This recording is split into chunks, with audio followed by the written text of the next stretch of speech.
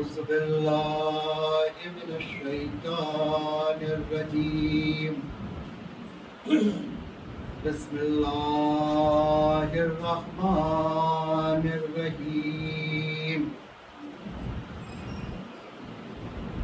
الحمد لله الذي هدانا لهذا وما كنا لنهتدي لولا أن هدانا الله لقد جاءت رسل ربنا بالحق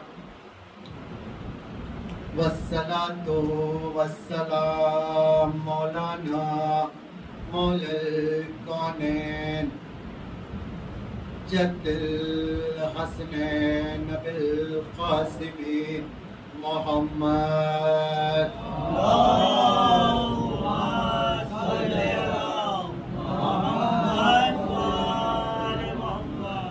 وآله الطيبين الطاهرين المعصومين المظلومين ولعنة الله على أعدائهم أجمعين من الآن إلى الصباح يوم الدين آمين يا رب العالمين رب اشرح لي صدري ويسر لي أمري واحلل عقدة من لساني يفقهوا قولي اللهم لعن قاتلي فاطمة الزهراء اللهم لعن قاتلي فاطمة الزهراء اللهم لعن قاتلي فاطمة الزهراء اللهم لعن قتلة الحسين وأصحابه أما بعد فقد قال الله سبحانه تبارك وتعالى في القرآن المجيد بسم الله الرحمن الرحيم إن الدين عند الله الإسلام صلوات اللهم صل على محمد أذان محترم اور معزز وشرا کے جو 10 سفر سے شروع ہوا تھا آج اپنی چوتھی منزل تک آ گیا. آج مجلس شروع کرنے سے پہلے یقیناً یہاں موجود اکثر افراد میرے بزرگ ہیں.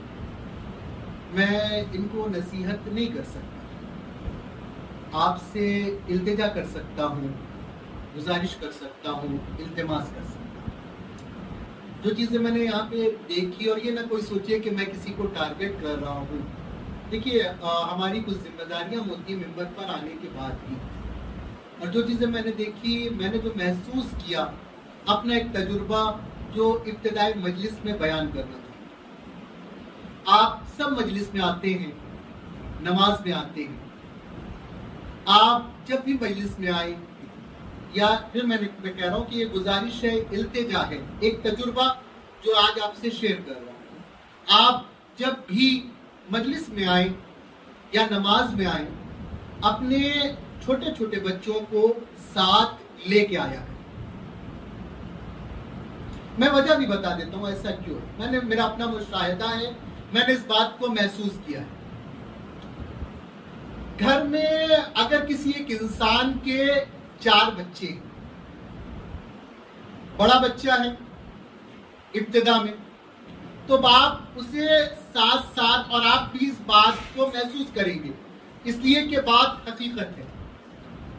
بڑا بچہ ہے تو اس وقت شوق ہوتا ہے, پہلا بچہ ہے تو باپ ساتھ ساتھ لے کر مجلس اور نمازوں میں جاتا ہے.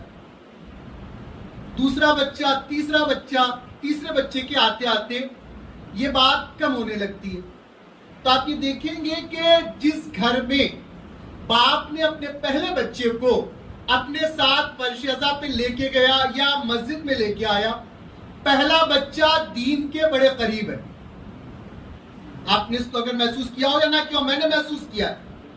گھر کی بڑی اولاد دین کے قریب ہے لیکن دوسری اور تیسری اولاد دین سے دور ہے. کیوں؟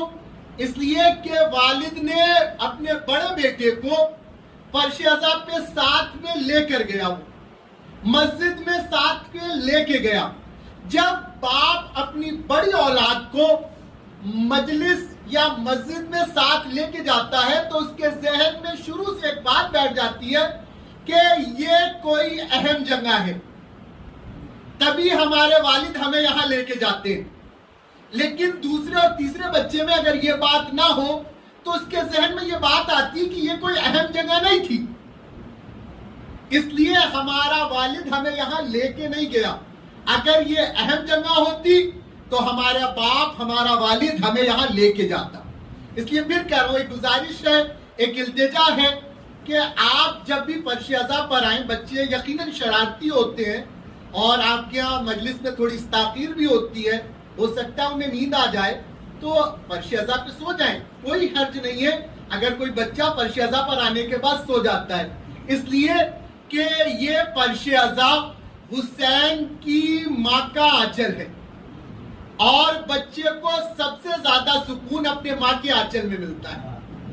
تو اگر اس جگہ پر آنے کے بعد بچے کو سکون مل رہا ہے اور وہ سو جا رہا ہے تو کوئی حرج کی بات نہیں. آپ یہ نہ سوچیے کہ بچہ سو گیا تو عزاخانے کی بے احترامی ہو گئی, کوئی بے احترامی نہیں. لیکن پھر یہ کہہ رہا ہوں, گزارش ہے, التجا ہے, التماس ہے کہ آپ اپنے بچوں کو اپنے ساتھ فرش ازا پر لائیں, مجلس میں لائیں, تاکہ انہیں فرش ازا اور نماز کی اہمیت معلوم ہو. ہمیں فرش ازا اور نماز کی اہمیت نہیں معلوم ہے. میں پھر کہہ رہا ہوں, میں مثال دوں گا اس کے لیے, ہمیں فرش ازا کی اہمیت نہیں معلوم ہے. آپ کہیں گے وہ کیسے؟ ہمارا حال بالکل مچھلی جیسا ہے.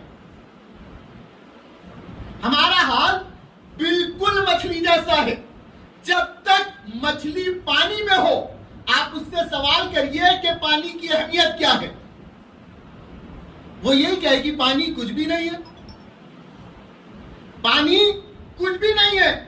لیکن جب کوئی موج اسے پانی سے نکال کر ریت کے اوپر پھینکتی ہے تب اسے سمجھ میں آتا ہے کہ اس کی حیات کا نام پانی ہے, اس کی حیات کا نام پانی ہے. یہی حال ہمارا فرش ازا کو لے کر ہے. جب تک ہم زندہ ہیں ہمیں فرش ازا کی اہمیت نہیں معلوم. جب موت کی ایک موج ہمیں یہاں سے اٹھا کر وہاں پھینکے گی تب ہمیں سمجھ میں آئے گا کہ فرش ازا ہماری حیات کا نام تھا, فرش ازا ہماری زندگی کا نام تھا. اس کی اہمیت ہے. دیکھیے, میں کبھی ممبر سے بیٹھ کر کسی کو یہ نہیں کہتا کہ وہ باہر کھڑا ہے یا اندر آ جائے, اس لیے کہ میں نے ایک روایت پڑھی ہے چھٹے امام امام جعفر صادق علیہ السلام,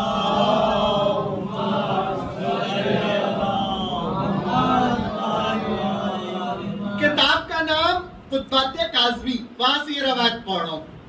چھٹے امام ارشاد فرماتے ہیں کہ آپ کیا سوچتے ہیں, مجلس آپ کر رہے ہیں, مجلس کے وارث آپ ہیں, آپ نے اگر اپنے گھر میں مجلس رکھ دی تو آپ کی ذمہ داری ہے کہ مجلس آپ کریں؟ نہیں, یہ صاحب خانہ کی ذمہ داری نہیں ہے کہ وہ کسی کو بلائے. اس لیے کہ چھٹے امام امام جعفر صادق علیہ السلام ارشاد فرما رہے ہیں کہ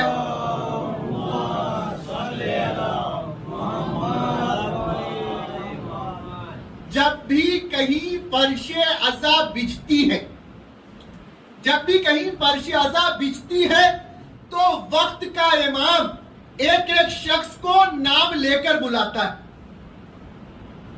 اس روایت کو پڑھنے کے بعد میں نے کبھی کسی سے یہ شکایت نہیں کی کہ وہ مجلس میں کیوں نہیں آتا, اس لیے کہ میرے دل کو یقین ہو گیا تو کوئی آ کیسے سکتا ہے. اور آپ یہ اس بات کو محسوس کیا ہوگا, میں آپ کے علاقے کو نہیں جانتا اس لیے کہ میں نے 4 مجلسیں پڑھی ہیں اور مجھے نہیں پتا کہ میں جب مجلس پڑھ رہا ہوں تو کون باہر ہے, کون اپنے گھر سے چلا اور یہاں تک آیا کہ نہیں آیا.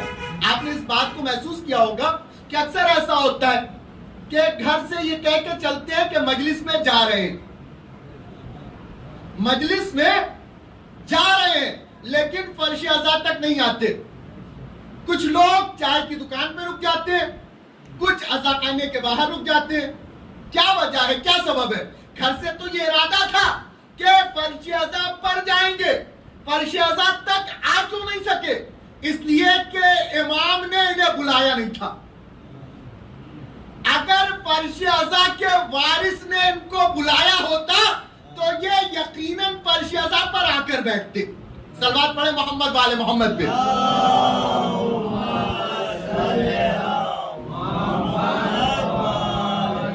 اور یقیناً آگے کی مجلس میں اہمیت فرش ازا کے حوالے سے گفتگو ہوگی. آج میں اپنے موضوع کو مکمل کرنا چاہتا ہوں, جو ایک موضوع پہلے دن سے چل رہا ہے, علم. کل کی مجلس کہاں تک پہنچی تھی کہ پردہ اور علم. دیکھیے, کبھی شیعہ ہونے کے بعد اگر کسی کے پاس دولت نہیں ہے, علی والا ہونے کے بعد کسی کے پاس دولت نہیں ہے, تو اس سے رنج نہیں کرنا چاہیے, اسے افسوس نہیں کرنا چاہیے کہ وہ علی والا بھی ہے اور اس کے پاس دولت نہیں ہے. بلکہ مجھے افسوس تب ہوتا ہے جب کوئی خود کو علی والا کہے اور اس کے پاس علم نہ ہو. مجھے تب بہت افسوس ہوتا ہے کہ جب کوئی خود کو علی والا کہے لیکن اس کے پاس علم نہ ہو. میں آپ کو عربی کا ایک شعر سناتا ہوں. کتاب کا نام دیوان امیر المومنین. ہمارے جوادیہ میں یہ کتاب چلتی تھی. دیوان, جو لوگ شاعر ہوں گے انہیں پتا ہوگا کہ دیوان کسے کہتے ہیں. دیوان شعر کے مجموعے کو کہتے ہیں. اسی طرح مولا علی کے جو شعر کا مجموعہ اسے کہا جاتا ہے دیوان امیر المومنین. اس دیوان امیر المومنین میں مولا کا ایک شعر ہے. مولا فرماتے ہیں, رزینہ قسمت الجبار فینا لنا علم وللجہال مال. ترجمہ کروں اس شعر کا. مولا فرماتے ہیں, میرے معبود میں تجھ سے راضی ہوں. رزینہ, میرے معبود میں تجھ سے راضی ہوں. مولا کیوں راضی ہیں؟ کیا آپ خانہ کعبہ میں پیدا ہوئے اس لیے خدا سے راضی ہیں؟ کیا آپ نے دعوت ذوالعشیرہ میں رسول کی مدد کرنے کا وعدہ کر لیا اس لیے خدا سے راضی ہیں؟ کیا آپ شب ہجرت بستر رسول پر سوئے اس لیے خدا سے راضی ہیں؟ کیا آپ نے احد فتح کیا اس لیے آپ خدا سے راضی ہیں؟ کیا آپ نے بدر میں مشرکین کو مارا اس لیے خدا سے راضی ہیں؟ کیا آپ نے خیبر میں مرہم اور انتر کو مارا اس لیے خدا سے راضی ہیں؟ کیا آپ خدا سے اس لیے راضی ہیں کہ خدا نے شب ہجرت اپنی مرضی آپ کو دے دی؟ مولا فرماتے ہیں نہیں, یہ تمام چیزیں میری فضیلت تو ہے لیکن میں اس بات پہ خدا سے راضی نہیں ہوں. میرے مالک, میرے مولا, آپ راضی کیوں ہیں؟ مولا کہتے ہیں, رزینہ قسمت الجبار فینا. میرے مالک, میں تجھ سے اس بات پہ راضی ہوں کہ تو نے میری قسمت میں علم لکھا. میرے مالک, میں تجھ سے اس بات پہ راضی ہوں کہ تو نے میری قسمت میں علم لکھا اور جاہل کی قسمت میں مال لکھا. مولا کہہ رہے, میرے معبود میں تجھ سے اس لیے راضی ہوں کہ تو نے مجھے علم دیا. تو اس لیے میں پہلے دن سے جو بات کہہ رہا ہوں کہ علی کی اصل وراثت علم ہے. اگر ہم خود کو علی والا کہتے ہیں تو ضروری ہے کہ ہم علم حاصل کریں. دیکھیے, میں بار بار علم کہہ رہا ہوں تو اس سے کوئی ضروری بات نہیں ہے کہ صرف میں دینی علم کی بات کر رہا ہوں, بلکہ موجودہ وقت میں آپ کا ہر مرجع یہ کہتا ہے کہ دینی علم کے ساتھ ساتھ عصری تعلیم بھی حاصل کی جائے. اگر آپ نے نام سنا ہو ڈاکٹر کلب صادق صاحب کا, تو ان کا انتقال سے پہلے ان کا ویڈیو آپ دیکھیے گا. وہ کہتے ہیں کہ جب میں کچھ دنوں پہلے نجف گیا اور میری ملاقات آغا سستانی سے ہوئی تو انہوں نے مجھ سے یہی کہا تھا کہ بچوں کی عصری تعلیم پر زیادہ غور کیا جائے. دیکھیے, ہم یہ سوچتے ہیں ہمارے یہاں متقی ہونا, ہم یہ سوچتے ہیں متقی وہ ہے کہ جو 5 وقت نماز پڑھتا ہو, روزہ رکھتا ہو, کہ جس کے کپڑوں پر صرف سلوٹیں ہی سلوٹیں ہوں، نہیں، وہ متقی نہیں ہے. متقی وہ ہے کہ جو اپنے دینی ذمہ داریوں کے ساتھ ساتھ اپنی دنیاوی ذمہ داریوں کو بھی پورا کرتا ہے. متقی وہ ہے کہ جو اپنی دینی ذمہ، اور اسی لیے مولا نے کہا ہے، مولا کا یہ قول ہے کہ مومن وہ ہے کہ جو دین کے ساتھ ساتھ دنیا بھی حاصل کرے. صرف جنت کے لیے ہر وقت نمازیں نہ پڑھے. اور اگر ایسا نہ ہوتا تو علی کبھی بھی ان لوگوں کا بستر مسجد کوفہ سے نہ پھکواتے کہ جو 24 گھنٹہ مسجد میں بیٹھ کر اللہ اللہ کرتے تھے. علی نے روز اول ان کا بستر، نہیں میں کچھ اچھے الفاظ میں بیان کر دوں، علی نے جب کوفے کو اپنا جائے تک قرار دیا اور علی کوفے میں پہنچے تو دیکھا مسجد میں کچھ لوگ ہیں کہ جو ہر وقت نمازیں پڑھتے ہیں. علی نماز صبح میں پہنچے، دیکھا یہ نماز پڑھ رہے ہیں، اس کے بعد وظیفے. نماز ظہرین میں پہنچے، دیکھا یہ نماز کے پہلے بھی وظیفہ، نماز کے بعد بھی وظیفہ. نماز مغربین میں پہنچے، پھر دیکھا کہ نماز کے پہلے سے موجود ہے اور نماز کے بعد تک موجود ہے. علی نے اپنے غلام سے پوچھا کہ یہ کون لوگ ہیں؟ کہا یہ اللہ والے ہیں. کہا یہ اللہ والے ہیں. کہا یہ کرتے کیا ہے؟ کہا یہ کچھ نہیں کرتے. کہا کرتے کیا ہے؟ کہا یہ ہر وقت صرف ذکر خدا کرتے ہیں. مولا نے کہا کہ پھر یہ کھاتے کیا ہے؟ کہا جب کوئی ان پر رحم کھاتا ہے تو یہ کھا لیتے ہیں. جب کوئی ان پر رحم کھاتا ہے تو یہ کھا لیتے ہیں. مولا نے کہا ان تمام کو مسجد سے باہر پھینکو، ان تمام لوگوں کو مسجد سے باہر پھینکو، اس لیے کہ مومن وہ نہیں ہے کہ جو اپنا بوجھ دوسرے کے کاندھے پہ ڈالے. مومن وہ نہیں ہے جو اپنا بوجھ دوسرے کے کاندھے پہ ڈالے. مومن تو وہ ہے کہ جو خدا کی عبادت کے ساتھ محنت کر کے کمائے. صلوات پڑھے محمد والے محمد پہ.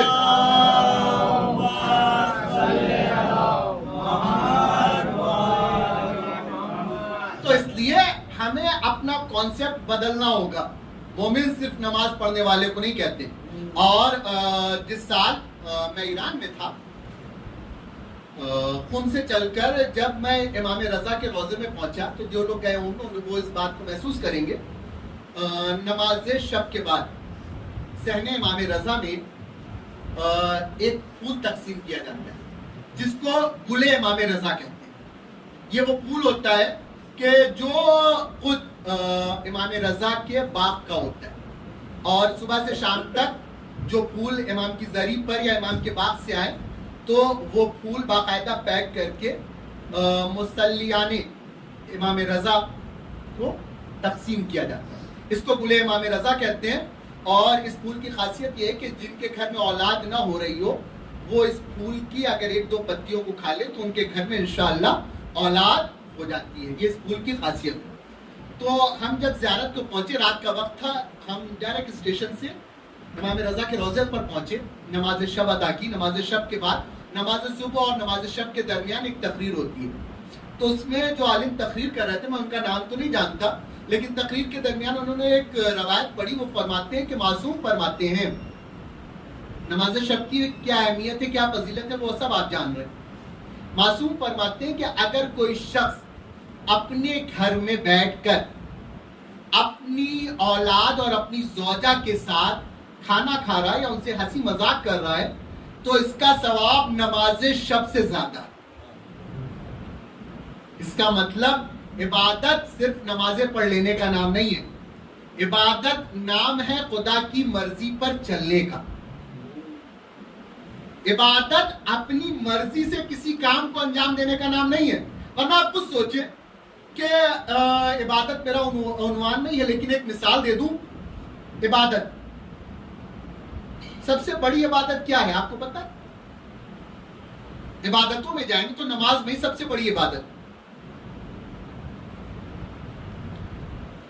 آپ جو 3 وقت کی نماز پڑھتے ہیں، نماز صبح، نماز ظہرین، نماز مغربین، اس میں سب سے بڑی، سب سے اچھی نماز، سب سے افضل نماز کسے ہونا چاہیے؟ किस नमाज को होना चाहिए? नमाज ज़ोहरैन को होना चाहिए, इसलिए कि ये तादाद के एतबार से सबसे ज्यादा है। नमाज ज़ोहरैन 8 है, मगरिबैन 7 है, नमाज सुबह 2 है। तो तादाद के एतबार से, क्वांटिटी के एतबार से अगर देखेंगे तो फिर नमाज ज़ोहरैन को सबसे ज्यादा अफजल होना चाहिए। लेकिन देखिए, अब ये रवायत में ना जाइएगा, मैं दलील दूंगा आपको। मैंने जहां तक पढ़ा और महसूस किया, नमाज सुबह सबसे ज्यादा अफजल है। नमाज सुबह सबसे ज्यादा अफजल है। आप कहेंगे वो कैसे? अगर नमाज सुबह सबसे ज्यादा अफजल ना होती तो अली कभी भी ये ना फरमाते कि मुझे नमाज सुबह सबसे ज्यादा अजीज है। आपने मौला का वो जुमला सुना है ना कि मुझे सर्दी के मौसम में नमाज सुबह और गर्मी के मौसम का रोजा बहुत अजीज है। नमाज सुबह सबसे ज्यादा अफजल, तादाद के एतबार से सबसे कम है, क्वांटिटी के एतबार से सबसे कम है, लेकिन फजीलत के एतबार से सबसे ज्यादा। तो कभी भी तादाद पे मत जाइएगा, कभी भी तादाद पे मत जाइएगा, इसलिए कि खुदा तादाद नहीं देखता बल्कि दिल का हाल देखता है। खुदा तादाद नहीं देखता। अपनी मर्जी से अगर कोई इबादत अंजाम दे रहा है तो वो आदत तो हो सकती है, इबादत नहीं हो सकती। मैं दलील दूं आपको। खुदा से सवाल करते, मेरे माबूद, नमाज सुबह का वक्त है, नर्म बिस्तर है, बड़ा अजीज है। अब जब तूने हमें उठा ही लिया है तो क्या जरूरत है कि 2 ही रकत पढ़वाए? पढ़वा ले 8 रकत। बिस्तर छोड़ा है, इतनी मशक्कतें की है, तो 2 ही रकत क्यों पढ़वा रहा है? दिन में इसी तरह आ गए, वो तो तैयार रहते हैं नमाज पढ़ने के लिए, मगरिबैन में भी तैयार रहते हैं, लेकिन सुबह एक ऐसा वक्त है कि जब बड़ी मशक्कत से बिस्तर छूटता है। गर्मी का मौसम है तो नर्म बिस्तर है, सर्दी का मौसम है तो गर्म बिस्तर है। बड़ी मशक्कतों से छोड़ा है तो 2 ही रकत पढ़वा के क्यों काफी होता है? 8 रकत पढ़वा ले। और जब नहीं खुदा आवाज दे कि इबादत हमारी मर्जी का नाम है, तुम्हारी कसरत का नाम इबादत नहीं है, हमने 2 रकत रखकर तुम्हारा इम्तिहान लिया है कि आया तुम तादाद देख के आते हो या तुम्हारे दिल के अंदर खुलूस है, या तुम्हारे दिल के अंदर खुलूस है। सलवात पढ़े मोहम्मद वाले मोहम्मद पे।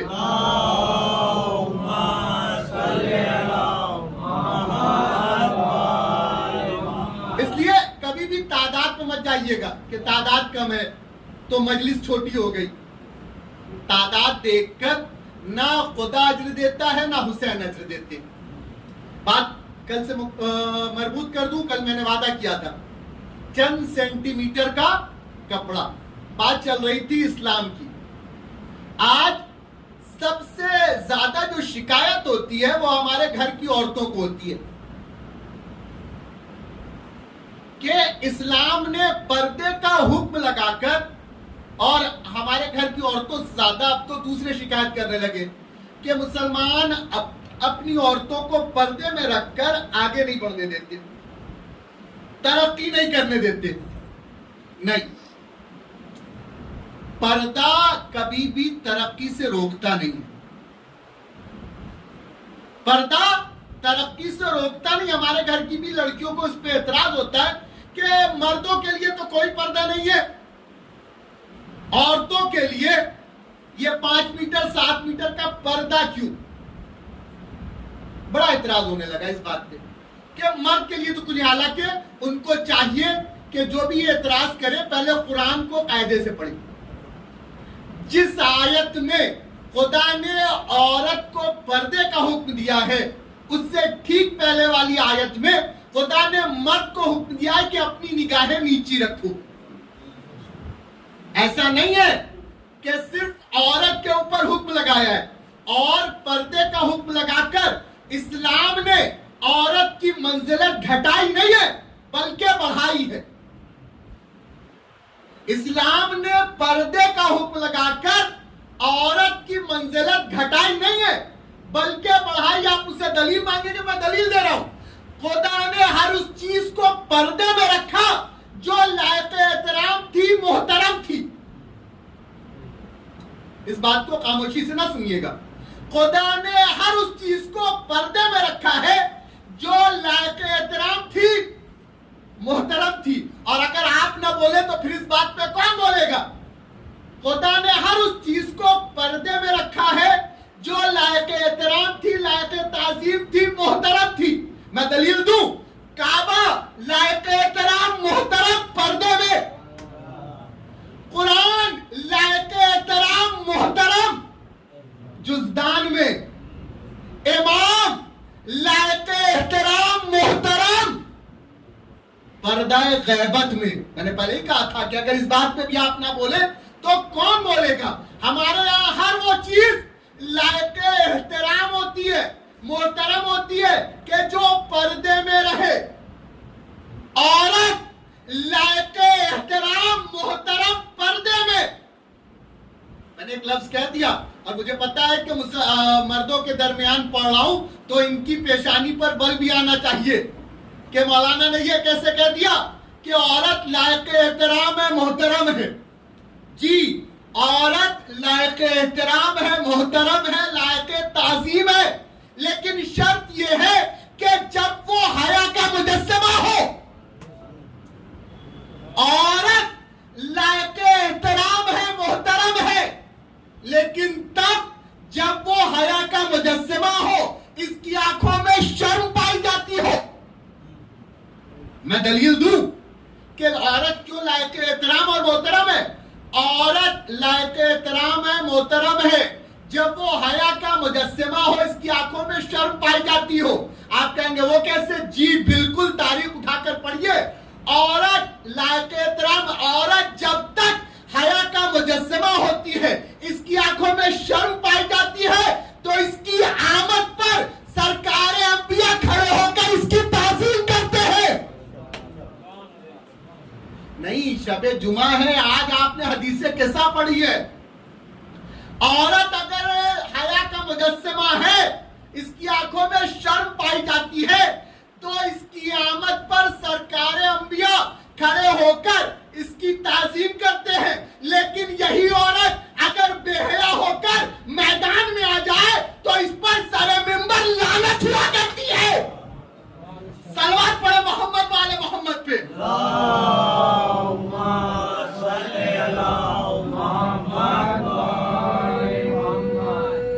عورت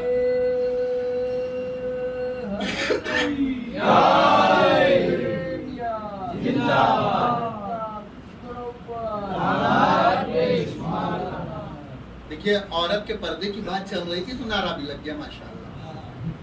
اس لیے کہ ابھی عورت کے لیے 7 میٹر کے پردے کی بات چل رہی تھی. اگر میں مرد کے لیے 7 گرام کی داڑھی کی بات کرتا تو شاید نعرہ نہیں لگتا. صلوات پڑھے محمد والے محمد پہ.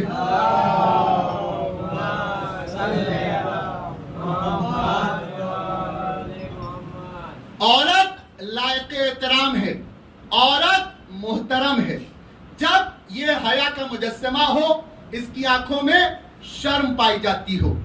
عورت یقیناً احترام کے قابل ہے. خدا نے ہر اس چیز کو پردے میں رکھا ہے کہ جو لائق احترام تھی، محترم تھی. یہی سوال ہمارے بہت بڑے عالم سے ایک بچی نے کیا ایران میں. وہ بچی اس عالم کے پاس پہنچی اور عالم کے پاس پہنچنے بعد اس عالم سے سوال کرتی ہے کہ یہ بتائیے، اسلام نے ہمیں تو پردے کا حکم دے دیا، مردوں کو ایسا کوئی حکم کیوں نہیں دیا؟ وہ عالم کہتا ہے، بی بی یہ بتاؤ، کبھی لوہار کی دکان پر گئی ہو؟ کہا کہ یہ بتاؤ لوہار جو ہے وہ اپنا سامان کہاں رکھتا ہے؟ وہ اپنا سامان کہاں رکھتا ہے؟ کہ اپنی دکان کے آگے یوں ہی پھینکا ہوا رہتا ہے. میں دوسری دلیل بھی اس کے بعد آپ کو دے دوں گا. کہ اچھا. وہ عالم دوسرا سوال کرتا ہے کہ یہ بتاؤ کبھی سنار کی دکان پہ گئی ہو؟ کہا ہاں. کہ یہ بتاؤ سنار اپنا سامان کہاں رکھتا ہے؟ کہا کہ سنار اپنا سامان لاکر کے اندر بند کر کے رکھتا ہے۔ اس عالم نے کہا کہ اسلام کی نگاہ میں جو چیز لوہے کی مانند تھی خدا نے اسے یوں ہی چھوڑ دیا، لیکن اسلام کی نگاہ میں لڑکی جو ہے وہ قیمتی جواہرات کے مانند تھی، اس لیے خدا نے اسے پردے کا حکم دیا۔ نہیں، میں دوسری مثال دے دوں، آپ سب تشریف فرما ہے، صاحب عقل ہیں، آپ مجھے بتائیں اگر آپ کے گھر میں کوڑا ہو تو آپ کیا کریں گے؟ آپ کے گھر میں اگر کوڑا ہو تو کیا کریں گے؟ پھینک دیں گے؟ جی بالکل۔ کہاں پھینکیں گے؟ کہاں؟ گھر سے بہت دور لے جا کے پھینکیں گے۔ اب آپ مجھے بتائیں کہ جب آپ کوڑا پھینک رہے ہوں گے تو کیا اس کے پردے کا اہتمام کریں گے؟ کیا اس کے پردے کا اہتمام کریں گے؟ کہ مولانا کہیں سے پڑے ہوئے ہو، عقل ہے یا نہیں ہے؟ کوڑے کی قسمت یہ ہے کہ اسے اریاں بازار میں لے جا کے پھینکا جائے۔ کوڑے کی قسمت یہ ہے، کوڑے کی تقدیر یہ ہے کہ اسے برہنہ کر کے بازار میں پھینک دیا جائے۔ اچھا ٹھیک ہے، اب آپ میرے دوسرے سوال کا جواب دے دیجئے۔ اگر آپ کے پاس کوڑے کی جگہ کوئی قیمتی شے ہو، مثال کے طور پر ملنے والی تو نہیں ہے، مجھے بھی نہیں مل سکتی، اگر آپ کو کہیں سے کوہ نور مل جائے تو آپ کیا کریں گے؟ کیا اس کو بھی کوڑے کی طرح بازار میں لے جا کے اریاں پھینک دیں گے؟ کہ مولانا اب تک تو ہمیں شک تھا کہ تم پڑھے نہیں ہو، لیکن اب یقین ہو گیا، تم نے ایسی بات کر دی کہ کوہ نور کو یوں ہی لے جا کے پھینک دیا جائے۔ نہیں، اس کے لیے تو ہم 7 پردے کا احترام کریں گے، 7 پردے کا اہتمام کریں گے تاکہ کسی بدنیت کی نظر نہ لگے، تاکہ کسی بدنیت کی نظر نہ لگے۔ اب یہاں سے اگر میری آواز میری ماں بہنوں تک جا رہی ہو تو وہ اپنی منزلت کو سمجھیں گی کہ پردے کا حکم لگا کر اسلام نے ان کی منزلت کتنی بڑھائی ہے۔ جس مذہب، جس دھرم، جس ریلیجن میں عورت کوڑے کی مانند تھی، اس نے عورت کو اوریا گھمایا۔ جس مذہب، جس دھرم، جس ریلیجن میں عورت ہیرے کی مانند تھی، اس نے اسے پردے کا حکم دیا تاکہ کسی بدنیت کی نظر نہ لگے۔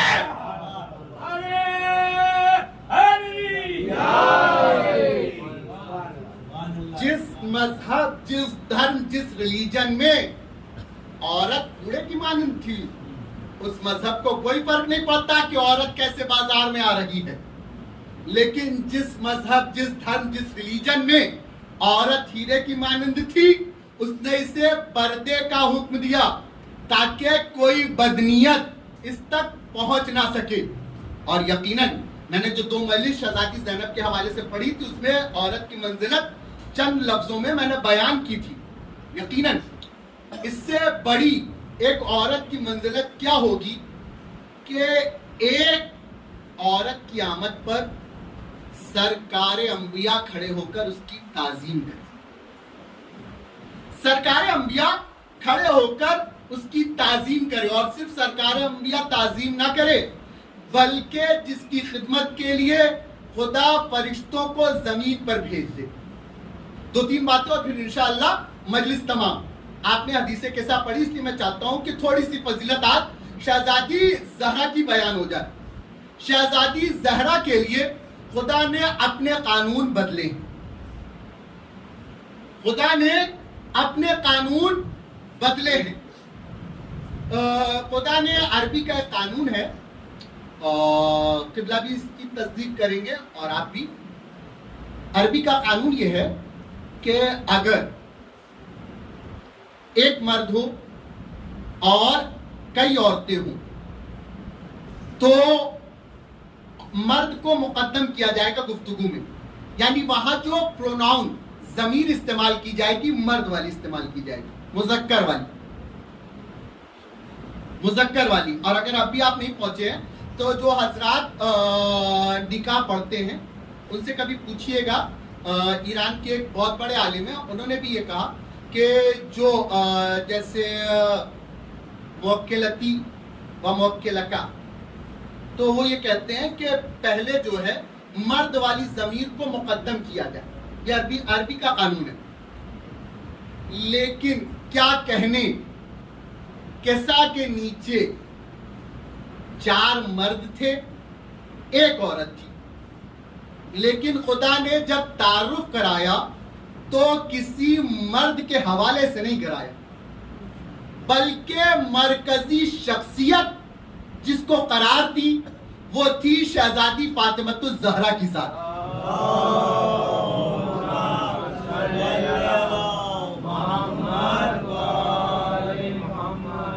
نہیں، میں اور آسان کر دوں. بزرگ یہاں تشریف فرما ہے، مجھے یہاں کا تو نہیں پتا، آج سے 25-30 سال پہلے، پھر اس بات کی تصدیق کریں گے پھر سے، آج سے 25 سال پہلے جب شہزادی کی ولادت پر اشتہار چھپا کرتے تھے محفلوں کے، تو اس میں ایک لفظ استعمال ہوتا تھا شہزادی فاطمۃ الزہرا سلام اللہ علیہا کے لیے، مرکز دائرہ عصمت. مرکز دائرہ عصمت. عصمت آپ سب جانتے ہیں، معصوم ہونا. دائرہ یعنی سرکل. مرکز کسے کہتے ہیں؟ مرکز دائرہ عصمت، اس لفظ کو ذہن میں رکھیے گا. دائرہ یعنی سرکل، عصمت یعنی معصوم ہونا، یعنی معصوم ہونے کا دائرہ. مرکز کسے کہتے ہیں؟ جن لوگوں نے، جو بچے اسکول میں پڑھتے ہوں گے وہ جانتے ہوں گے کہ جب کوئی سرکل بنانا ہو تو سرکل بنانے کے لیے جو پرکار ہوتا ہے اس میں ایک سرکل کے بیچ میں ایک گول نقطہ ہوتا ہے، ڈاٹ ہوتا ہے. سرکل آپ چاہے جتنا بڑا بنا دیں لیکن وہ نقطہ اپنی جگہ ہی رہے گا، اور اسی نقطے کے سبب پورا سرکل بنے گا. پورا دائرہ جو بنے گا اسی نقطے کی وجہ سے بنے گا. شہزادی کا لقب کیا؟ مرکز دائرہ عصمت. مرکز دائرہ عصمت، معصوم ہونے کا دائرہ. اب آپ معصوم کسی کو بھی ثابت کریں لیکن اس کا مرکز جو ہوگا وہ شہزادی فاطمۃ الزہرا کی ذات ہوگی. وہ شہزادی فاطمۃ الزہرا کی ذات ہوگی. یہ اس ہستی کا نام ہے کہ جس کے لیے خدا نے اپنے قانون بدلے. عید کا 1 روز پہلے، آپ بالکل سنتے رہتے، مجھے واقعہ نہیں سنانا، مجھے 2-3 نتیجے دینے اس واقعے سے. عید سے 1 روز پہلے حسنین جب مدینے کی گلیوں میں نکلے تو دیکھا ہر بچہ نیا لباس لے کے جا رہا ہے. حسنین گھر واپس آئے اور واپس آ کر کہتے ہیں اماں کل مدینے کا ہر بچہ نیا لباس پہنے گا. اماں ہمارے لباس کہاں ہے؟ شہزادی کہتی ہیں کہ تمہارے لباس درزی کے پاس ہے. نئی بات نہیں کر رہا ہوں، یہ سب آپ سنے ہوئے. یہ وہ شہزادی کہہ رہی ہے کہ جس کے صدیقہ ہونے کی ضمانت قرآن نے لی ہے. صدیقہ ہونے کی ضمانت مسلمان نے نہیں. مسلمانوں کا صدیق اور صدیقہ ہونا الگ ہے. قرآن والے صدیق اور صدیقہ ہونا الگ ہے. شہزادی سے سوال کیجئے، شہزادی آپ نے لباس تو بھیجا نہیں، آپ ہیں قرآن کی صدیقہ، آپ جھوٹ بول نہیں سکتی، اور جب آپ نے لباس دیا نہیں تو آپ نے یہ کہا کیسے کہ تمہارے لباس درزی کے پاس ہے؟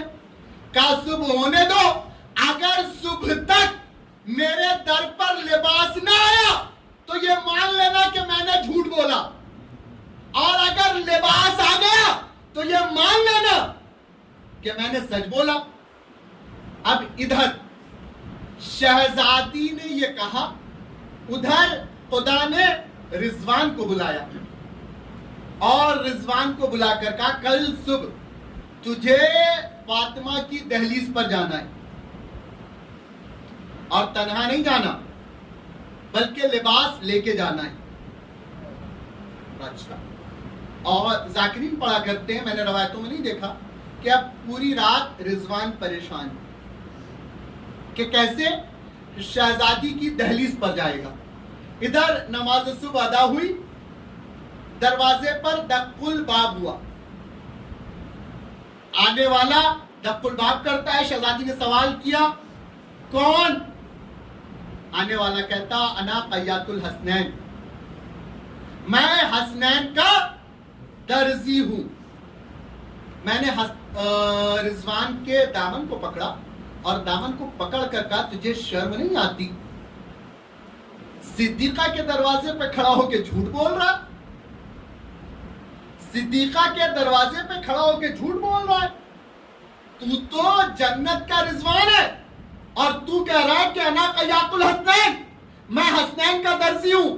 کہ دیکھو جھوٹ نہیں بول رہا, بلکہ آج تو مجھے معراج ہوئی ہے. آج نئی لفظ جو بچے نہیں سمجھ سکے میں ان کے لیے دوسرا لفظ بول دیتا ہوں, آج میرا پرموشن ہوا ہے, آج میرا پرموشن ہوا ہے. میں نے کہا رضوان جنت سے زمین پر آ گیا اور تو کہہ رہا تجھے معراج ہوئی ہے, تیرا پرموشن ہوا ہے. لوگ تو زمین سے عرش پر جانے کو اپنی معراج سمجھتے ہیں. کہا سنو, جب تک میں جنت میں درزی تھا امت والوں کا رضوان تھا. اب جس در پہ آیا ہوں وہ سرداروں کا در ہے, وہ سرداروں کا در ہے. اب آپ مجھے ایک بات اور بتا دیں, انشاءاللہ یہ آخری بات. شہزادی نے کہا لباس جنت آ گیا, لباس جنت آیا نا. اب لباس جنت آیا تو دو ہی بات ہو سکتی ہے,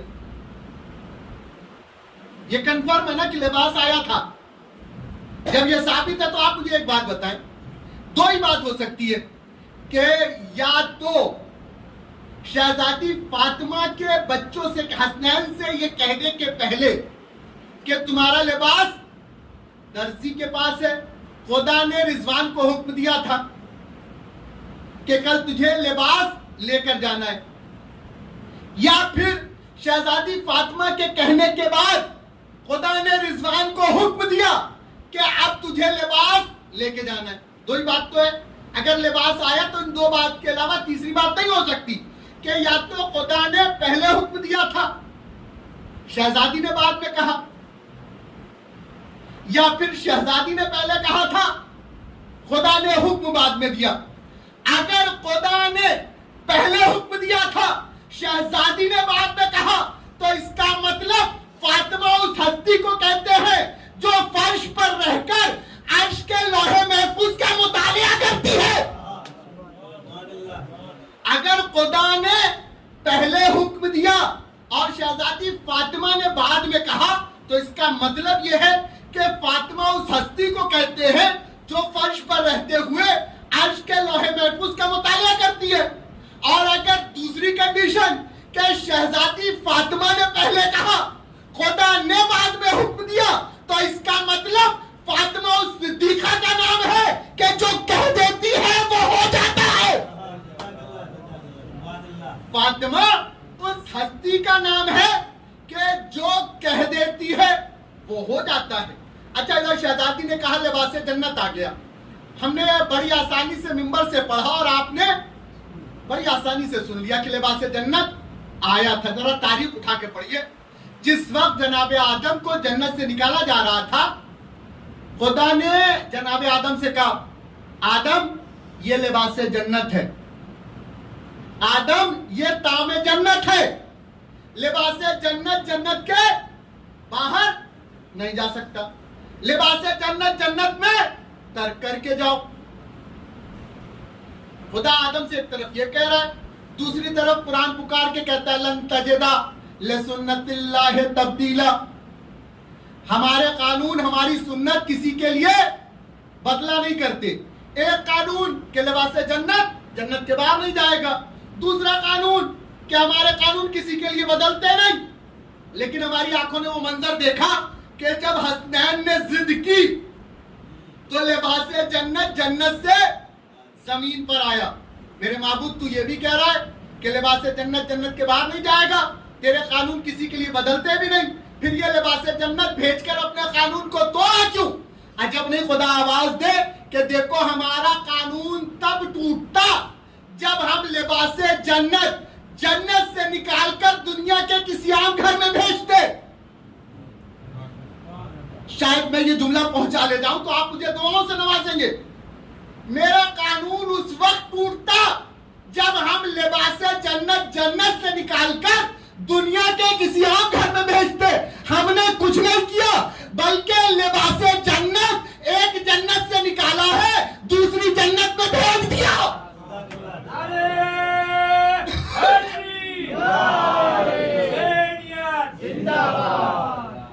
ہم نے کچھ نہیں کیا. میں اس سے آسان جملہ استعمال کروں, عجب نہیں خدا آواز دے کہ دیکھو ہم نے لباس جنت امتیوں کی جنت سے نکالا ہے, سرداروں کی جنت میں بھیجا ہے.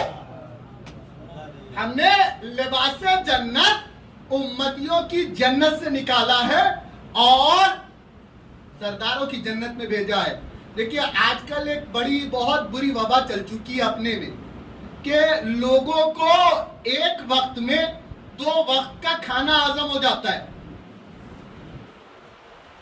لوگوں کو ایک وقت میں 2 وقت کا کھانا, یہاں تک کہ اگر یہاں تک بھی کھایا ہو تو ہضم کر لیتے, لیکن اہل بیت کی فضیلت ہضم نہیں ہوتی. ادھر اہل بیت کی فضیلت پڑی گئی, کہاں سے یہ بات لے آئے؟ یہ میرے ساتھ بھی ہوا ہے.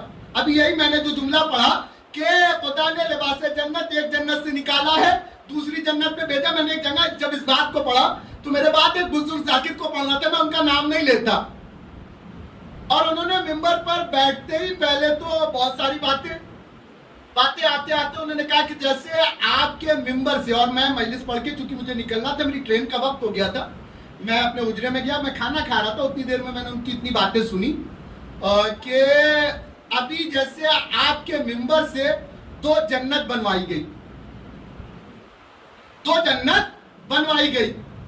میں نے یہ بات جو اپنے کان سے سنی تو میں نے صاحب خانہ سے کہا بزرگ ذاکر ہے, میں ان سے کوئی بد کلامی نہیں کر سکتا, لیکن میری طرف سے کیونکہ ان کے اترنے تک میں یہاں سے جا چکا ہوں گا, میرا ایک سوال کریے گا, میرا سوال ان تک پہنچا دیجئے گا کہ اگر میں اس بات کا گنہگار ہوں کہ میں نے 2 جنت بنوائی تو جناب بہلول کے بارے میں ان کا کیا خیال ہے؟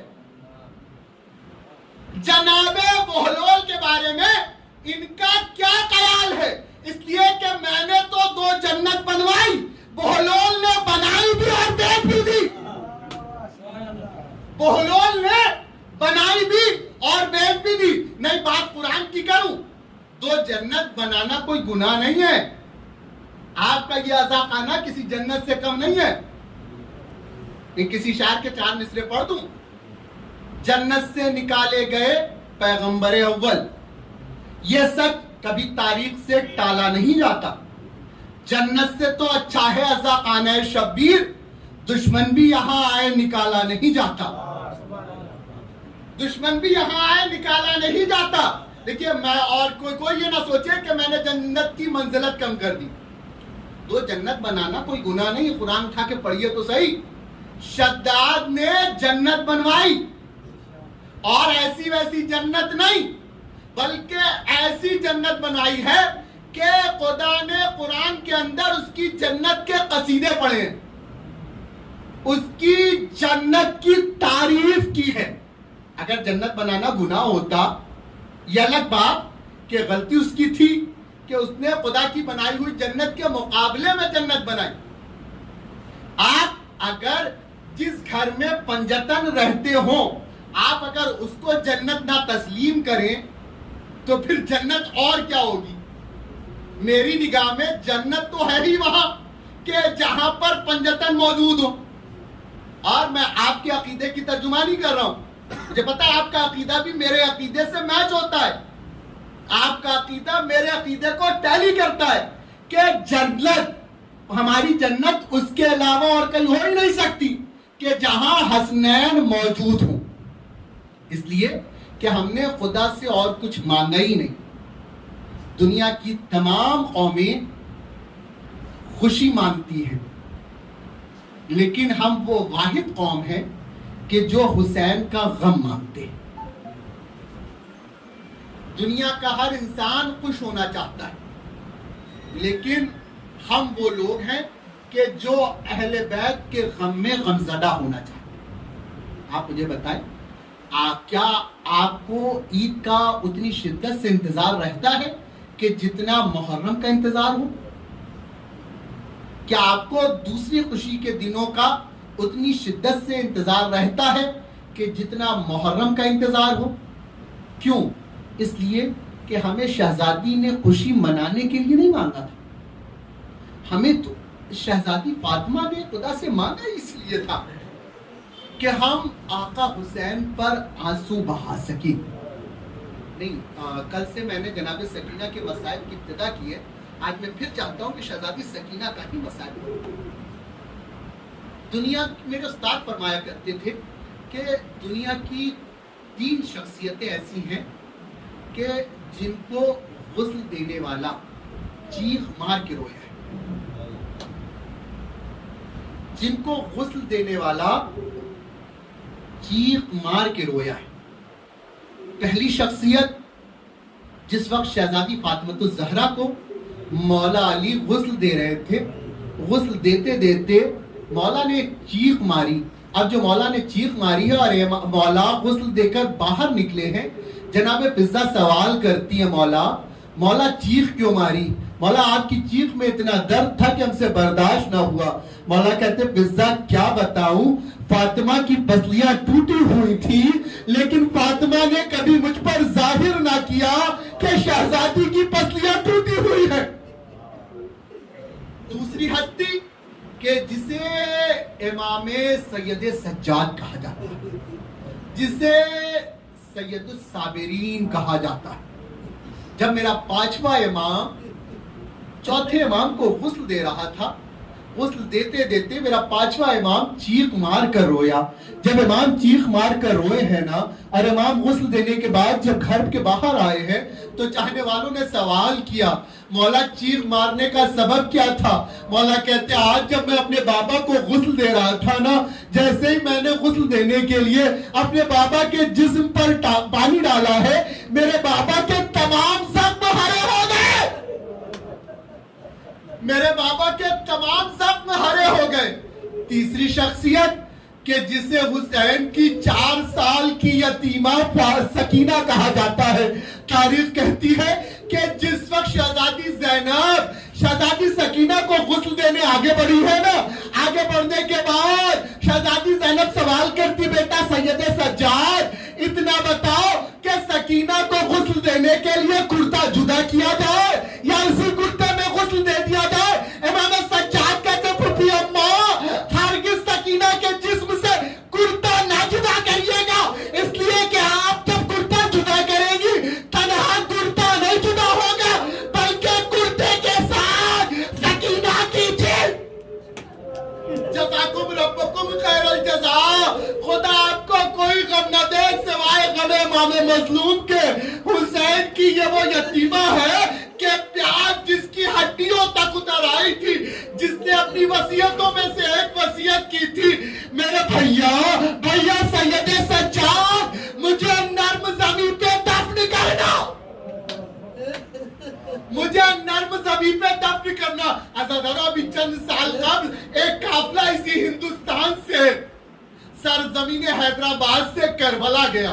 جب یہ قافلہ کربلا پہنچا ہے نا، کربلا پہنچنے کے بعد جب اس قافلے کو اجازت ملی، ان کی قسمت کہ ان کو غازی کی اصل قبر تک جانا نصیب ہوا۔ جب یہ غازی کی اصل قبر تک گئے نا، تو جب یہ قافلہ قبر پہ پہنچا ہے نا، غازی کی قبر دیکھنے کے بعد کسی نے سر پہ ماتم کیا، کسی نے رخسار پہ ماتم کیا، کسی نے سینہ پیٹا، لیکن اسی قافلے میں ایک شخص تھا، یہ آگے بڑھا، اس نے اپنے پاس سے ایک بوتل نکالی اور بوتل نکالنے کے بعد غازی کی قبر کا وہ پانی جو تلایا پھر رہا ہے، اس پانی کو اس بوتل میں محفوظ کر لیا۔ جب اس نے اس بوتل میں پانی محفوظ کر لیا نا، اور قافلے والے زیارت کر کے باہر نکلے تو قافلے کے تمام لوگوں نے کہا بھائی تو نے بڑا اچھا کام کیا کہ پانی کو محفوظ کر لیا، جب ہم اپنے وطن پہنچ جائے نا تو اس میں سے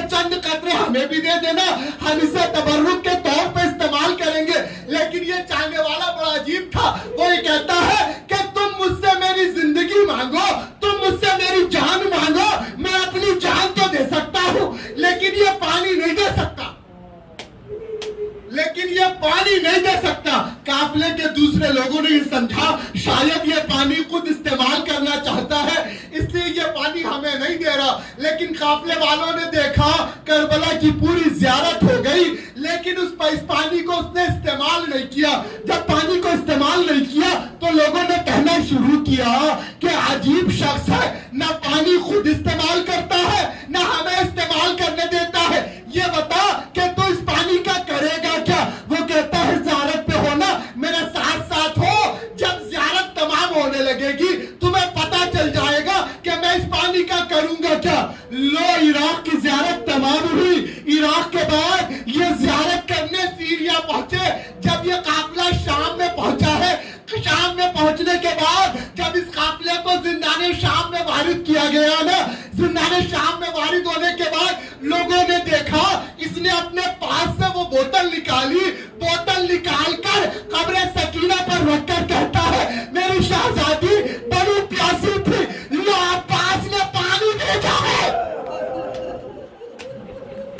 मेरी शहजादी बड़ी प्यासी थी, लो अब्बास ने पानी भेजा है। सुन सकोगे ये शहजादी कितनी प्यासी थी?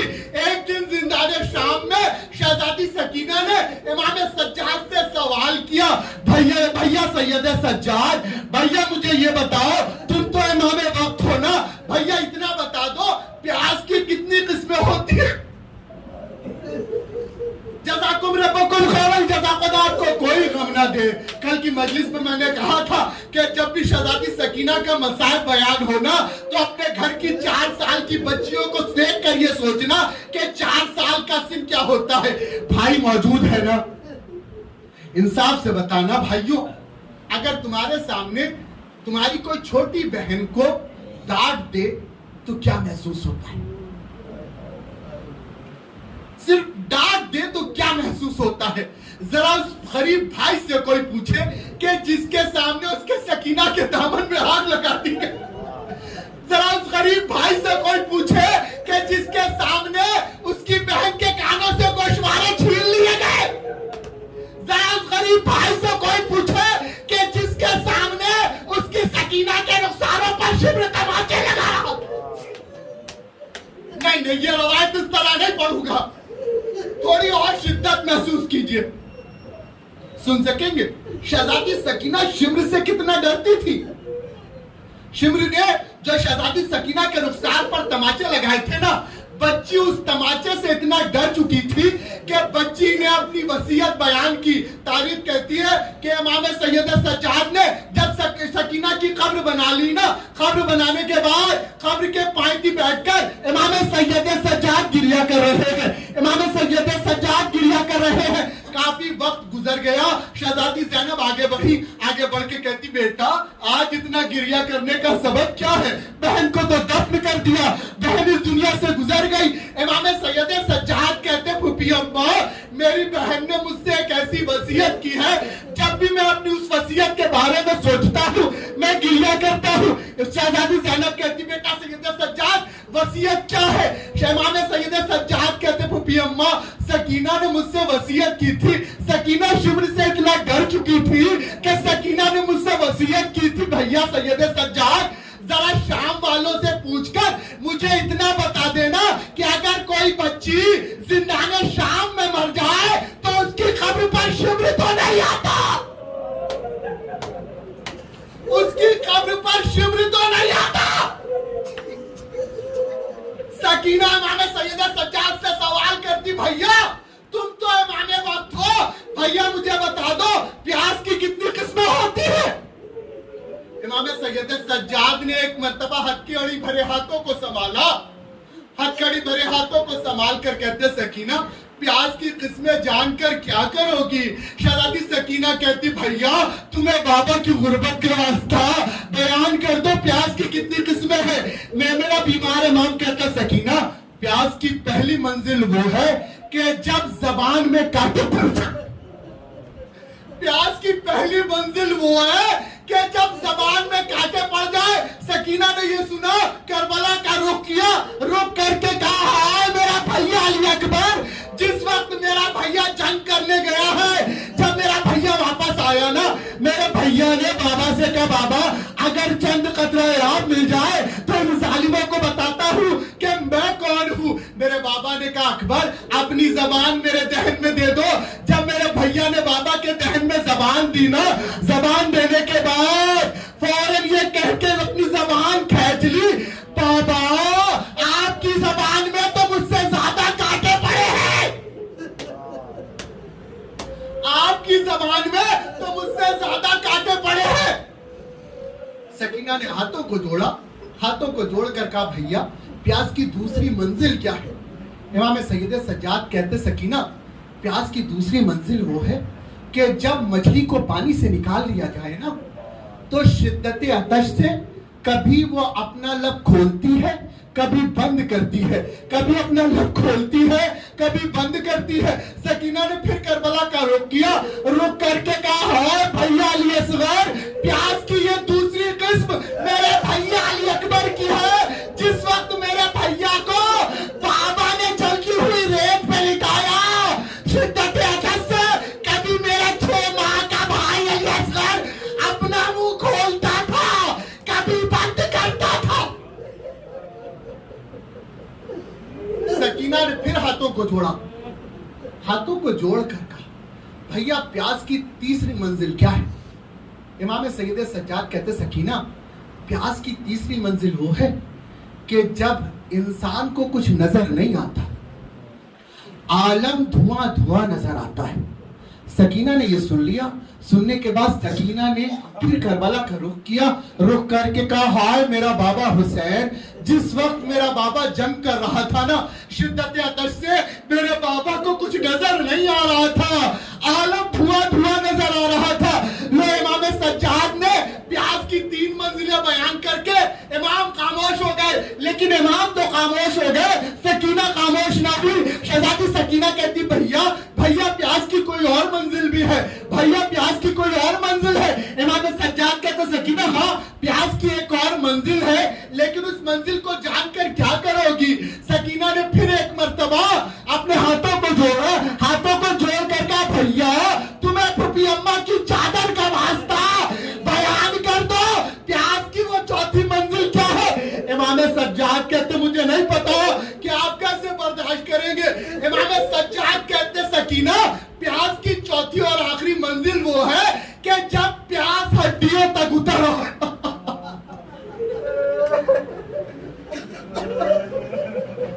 सकीना प्यास की चौथी और आखिरी मंजिल वो है कि जब प्यास हड्डियों तक उतर आए, इंसान जब उठता या बैठता है ना तो हड्डियों के झटकने की आवाज आती है। सकीना ने सुन लिया, सुनने के बाद अब जो सकीना या अली मदद कह के उठती है, हड्डियों के झटकने की आवाज आई। सकीना ने भाई की तरफ देखा, देख कर कहा भैया सैयद सज्जाद प्यास की चौथी किस्म तो मेरी है, प्यास मेरी हड्डियों तक उतर आई है, हड्डियों के झटकने की आवाज।